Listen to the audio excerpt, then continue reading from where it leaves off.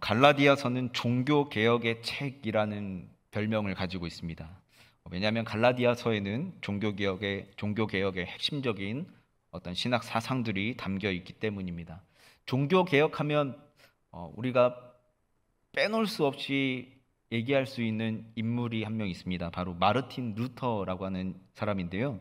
마르틴 루터는 갈라디아서를 자신이 가장 좋아하는 책이라고 말하였습니다. 그는 자신의 저서인 탁상 다마라고 하는 책에서요, 이런 말을 남겼습니다. 나는 갈라디아서와 결혼하였고 갈라디아서는 내 아내다 라고 표현할 정도로 마르틴 루터는 갈라디아서를 굉장히 각별하게 생각했는데, 갈라디아서는 그렇기에 그리스도인들에게 있어서 굉장히 중요한 의미를 가지고 있는 책이다 말할 수 있겠습니다.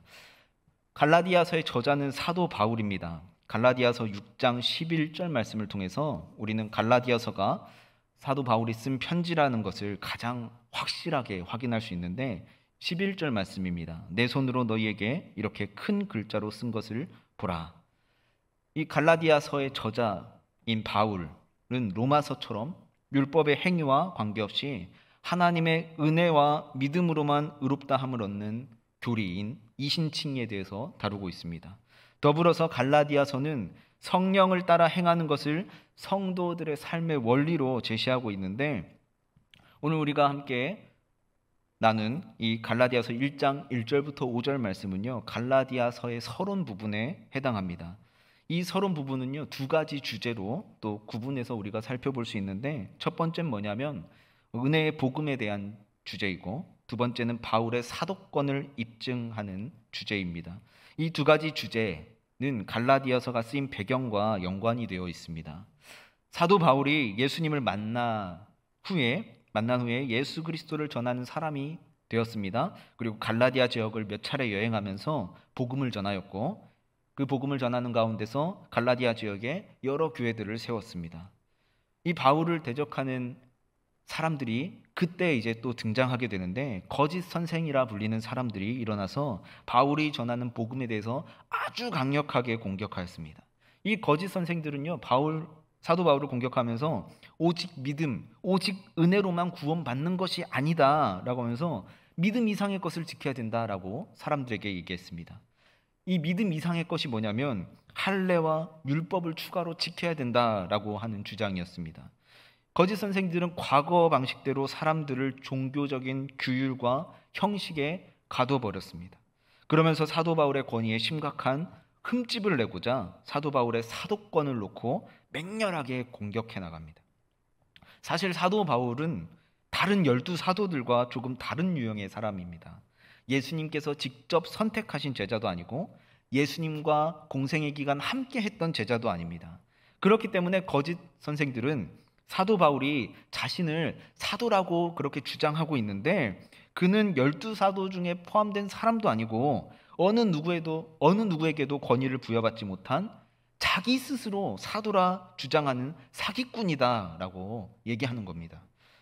이 바울이 갈라디아 지역의 교회를 어지럽히는 이 거짓 선생들 때문에 자신의 사도적 권위와 자신이 전한 복음이 부정되는 위험에 직면한 상황 속에서 갈라디아서를 기록했다라고 하는 겁니다. 그래서 자신이 전한 복음이 거짓 복음이 아니라 정말 참된 복음임을 증명하기 위해서, 그리고 자신이 진짜 사도라는 것을 증명하기 위해서 1절 말씀에 이렇게 소개합니다.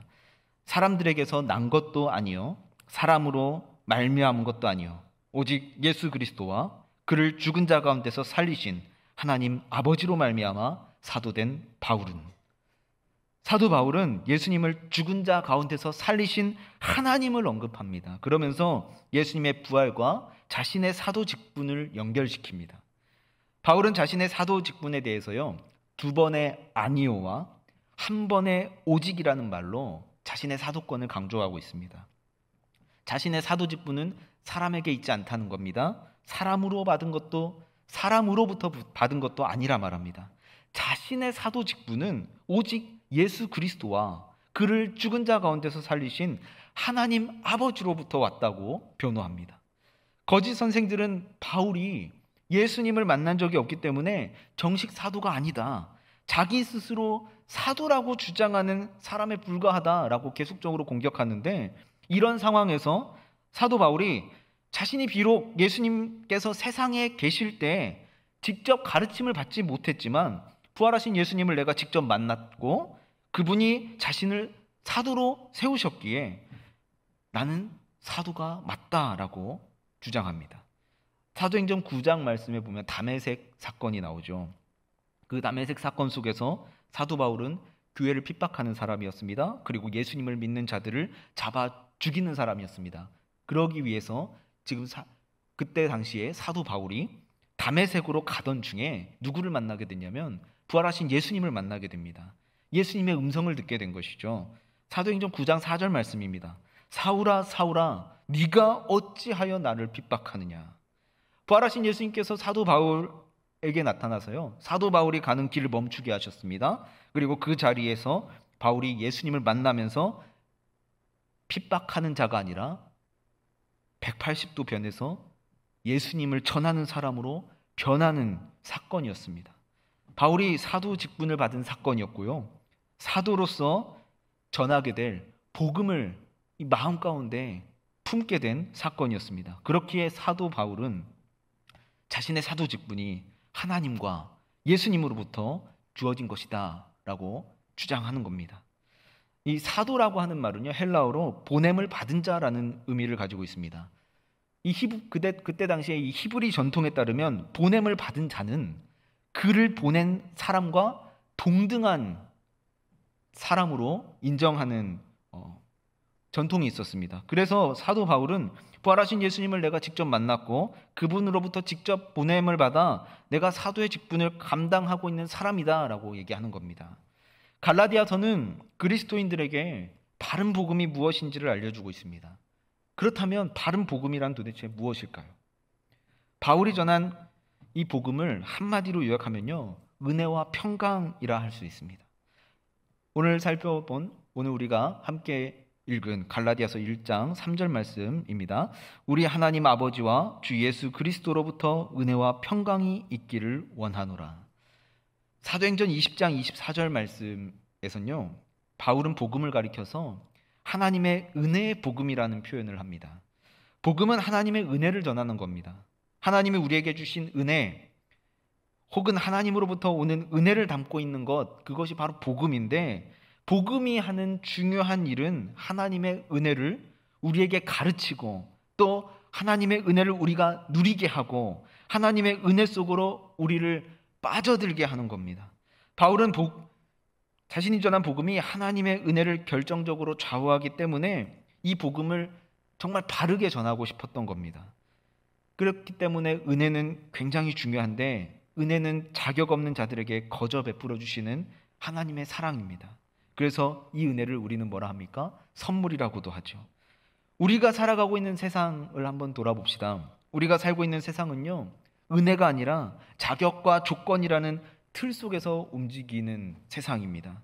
사람이 세상 가운데서 태어나서요, 자라나면서 평생을 거쳐 습득하게 되는 삶의 방식 중에 자격 그리고 조건을 빼놓고 이야기를 할 수 있냐? 이야기할 수 없다는 거예요. 자격과 조건이 세상을 지배하고 있기 때문에요. 사람들은 이 세상 속에서 다른 사람보다 더 좋은 자격 그리고 더 좋은 조건을 얻기 위해서 어떻게 합니까? 죽자고 공부합니다. 죽자고 뭔가를 노력합니다. 왜냐하면 좋은 자격과 조건을 갖춰서 다른 사람들에게 인정받아야 내가 세상 속에서 정말 가치 있는 사람, 쓸모없는 사람 취급을 받지 않기 때문에 그렇습니다. 자격과 조건을 갖추는 제일 좋은 방법이 뭘까요? 바로 돈과 명예를 확보하는 겁니다. 돈과 명예를 얻기 위해서 사람들은 자신의 인생의 대부분을 쏟아냅니다. 노력합니다. 우리 중에 어느 누구도 설계 도면을 직접 그려서 하나님께 나 이렇게 태어나고 싶어요 라고 해서 태어나신 분 한 분도 없을 겁니다. 하나님께서 주신 그대로, 그 모습 그대로 받은 우리들입니다. 그런데 나 자신의 외모를요, 다른 사람과 비교합니다. 자신을 가치 있고 존경받고 인정받는 존재로 만들기 위해서 세상의 가치들을 붙들고 정말 아등바등하면서 살아나갑니다. 그런데 복음은 사람들에게 하나님은 다르다라고 하는 것을 알려줍니다. 하나님은 우리를 사랑하시는 분이십니다. 그리고 우리에게 좋은 것을 주시길 원하시는 분이십니다. 하나님께서는 우리에게 좋은 것을 주시지만 우리의 자격 그리고 조건 따져가면서 주시는 분이 아닙니다. 자격과 조건 상관없이 우리들에게 항상 아낌없이 뭔가를 주려고 하시는 분이십니다.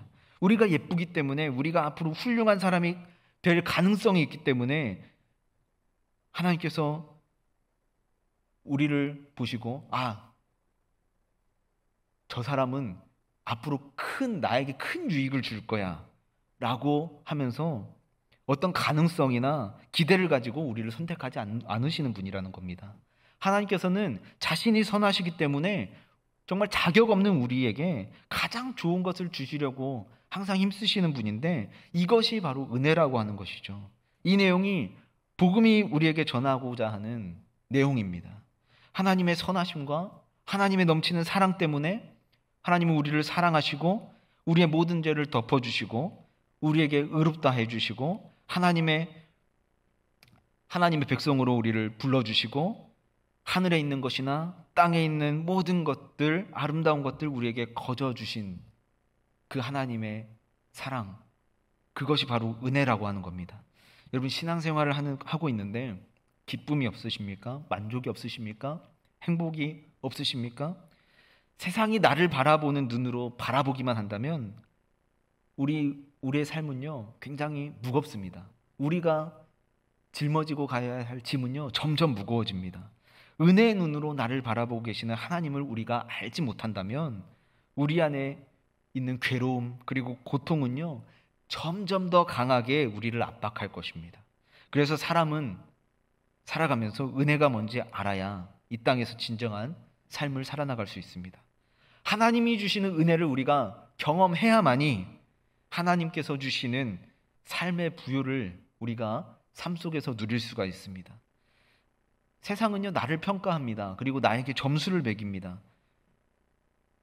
그 세상 속에서 예수 그리스도 때문에, 하나님의 사랑과 선하심 때문에 우리가 귀하게 여김을 받는다라고 느낄 수 있다면, 우리가 세상으로부터 비록 무거운 짐을 짊어지고 살아가지만, 세상을 살아나가면서 우리 안에 계속 무거운 짐들이 쌓여 나가지만 그 무거운 짐들을 벗어버리고 예수님을 믿는 정말 참 맛을 알 수가 있다라고 하는 겁니다.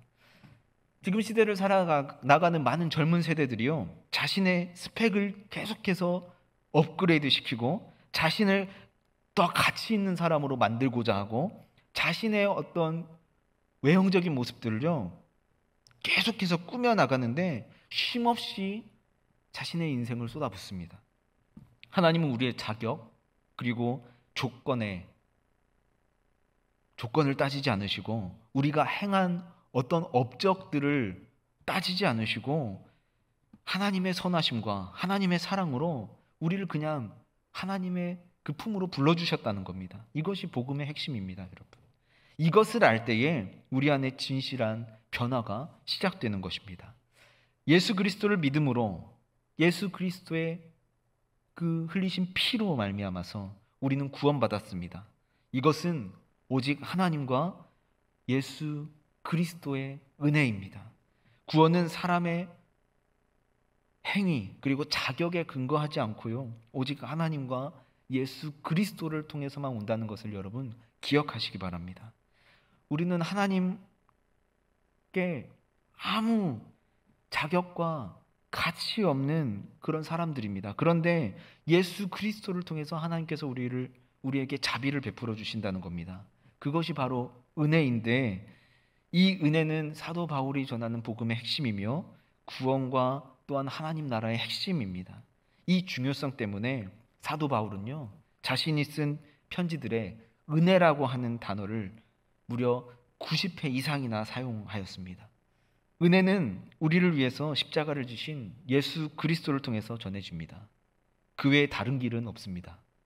죄로 심판받을 수밖에 없는 우리에게 하나님의 은혜로 용서와 그리고 구원 그리고 영원한 생명이라는 믿기 어려운 선물들이요 우리에게 주어졌습니다.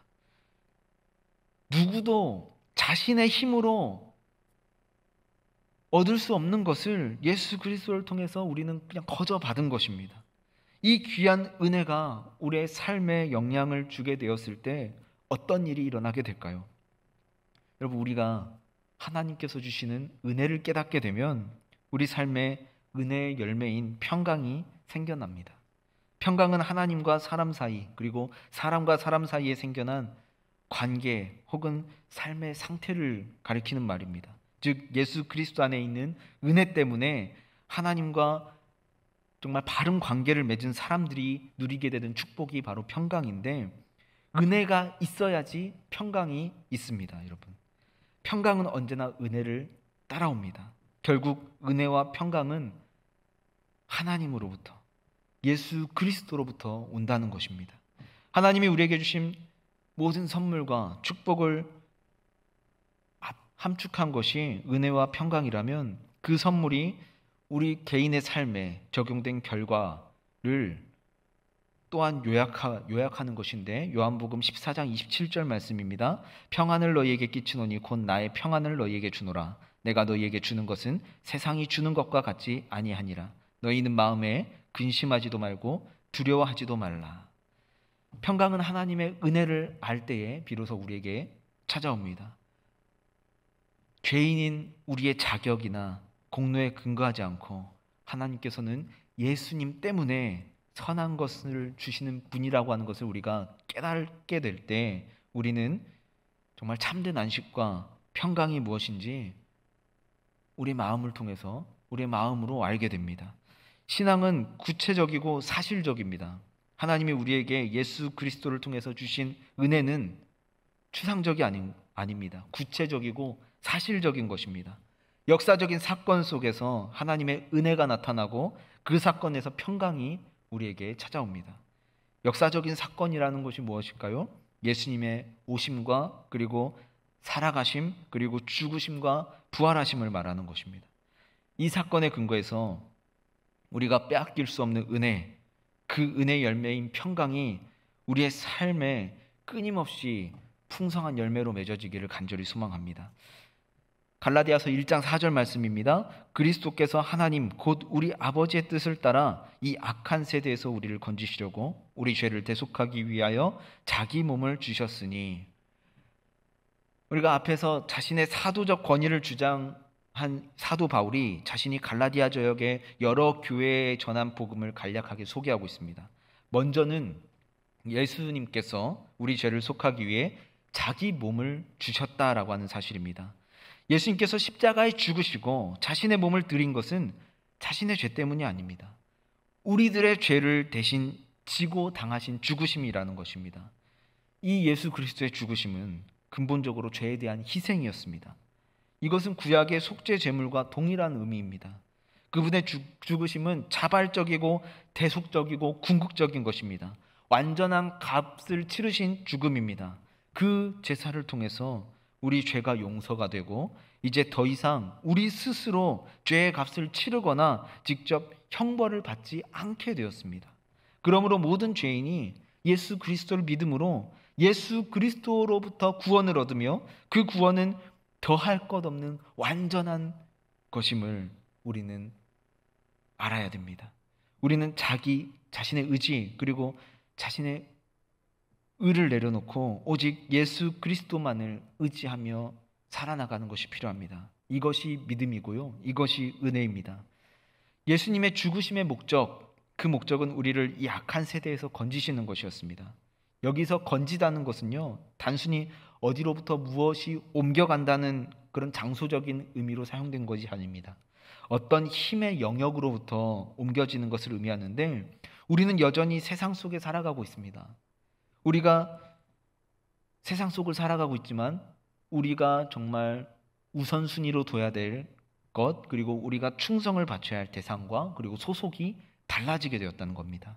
하나님은 우리를 세상 밖으로 끌고 가는 것이 아니라 우리를 이 세상 속에서 빛과 소금이 되도록 남겨두십니다.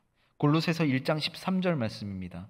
그가 우리를 흑암의 권세에서 건져내사 그의 사랑의 아들의 나라로 옮기셨으니, 공간적인 구별이 아니고요, 세대적인 구별로서 우리가 사는 현 세대와 다가올 새로운 세대를 구별하고 있는 것입니다. 사람들의 마음은 부패하고 죄는 모든 사람의 삶 속에 찾아가서 그 삶을 침범하기 시작했습니다. 악한 생각, 죄의 방식, 그리고 무서운 분노와 음란, 그리고 무시무시한 죄가 일상생활에 너무나 자연스러울 정도로 퍼져갔고 그렇게 더 악해져 가고 있습니다. 이는 마귀가 공중의 권세를 잡고 지배해가는 세상이기 때문에 그렇습니다. 예수님께서 우리 죄를 위해서 자신의 몸을 주심으로써 죄와 악의 지배 아래서 살 수밖에 없는 우리들, 이 악한 세대로부터 우리를 건져내시고 그리스도께서 통치하시는 그 하나님의 나라로 옮기신 것이 구원의 사건입니다. 십자가에 달린 예수님의 죽음은요, 하나님 앞에서 버림받은 한 개인의 죽음이 아닙니다, 여러분. 하나님이 어쩔 수 없이 허용하신 불행한 사건이 아닙니다. 하나님이 본래부터 계획하셨고 뜻하셨던 죽음이고요. 사람을, 하나님의 백성을 구원하기 원하는 하나님의 뜻에 따른 것이었습니다. 그러므로 이 은혜의 복음은 다른 복음을 전하는 자들의 비판과 반대에도 불구하고 그리스도 안에 있는 하나님의 구원을 바르게 드러내는 사건입니다. 본문 5절 말씀입니다. 영광이 그에게 세세토록 있을지어다. 아멘. 그리스도의 구속 사역은요, 하나님의 영화로운 성품이 드러나기 때문에 하나님께 찬양과 경배 드리는 것은 너무나 마땅한 것입니다. 이때 하나님께 우리가 영광 돌릴 때, 예배를 통해서 영광 돌릴 때 추상적이고 정말 막연한 것이 아니라 역사 속에서 하나님의 백성을 위해 일하시고 행하시는 하나님의 위대한 구속 사역과 관계된 것입니다. 그래서 원어 성경을 살펴보면 이 영광이 그냥 일반적인 영광이 아니라 그리스도의 구속 사역에 나타난 영광을 의미하고 있습니다. 하나님께 우리가 예배를 통해서 올려드리는 그 영광은 영원히 무궁하고 또 계속되는 것입니다. 하나님의 사랑, 자비, 그리고 인도하심, 우리를 대신하여 흘리신 그 희생 등을 생각할 때 감사와 영광, 찬송을 하나님께 우리는 올려드려야 됩니다. 하나님께만 올려드려야 됩니다. 교회는 사람의 어떤 자랑, 그리고 우리의 어떤 명예를 드러내는 곳이 아닙니다. 예수 그리스도와 하나님을 향한 칭찬, 그리고 자랑, 영광으로 가득해야 되는 곳, 그곳이 바로 교회입니다. 갈라디아서 전체를 우리가 살펴나가면서 하나님의 은혜를 우리의 시각으로만 아니라 삶 속에서 정말 마음속으로 깊이 느끼시기를 간절히 소망합니다.